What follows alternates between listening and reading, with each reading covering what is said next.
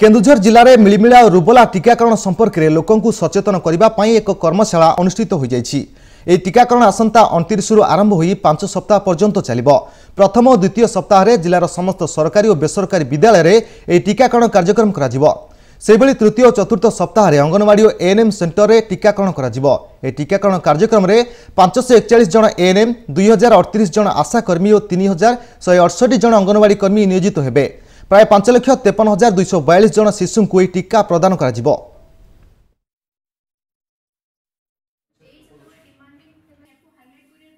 कोड़े सुधा आम मिलमिला को दूरे देवु आ रुबेला कंट्रोल करूँ जेहेतु दुईटा डेडेड डिजीजेस।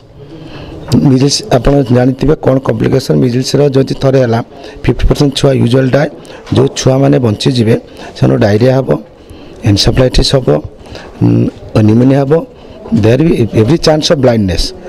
आ रुबेला गोटे कंजेनिटल रुबेला सिंड्रोम हुए जोटा एबर्सन हम जदि छुआ जन्म है तेणु टोटाल एमआर चाइल्ड हो जन्म हम, डेफ एंड डम्प हम, एमआर हम। तेणु it is a burden for society and the family.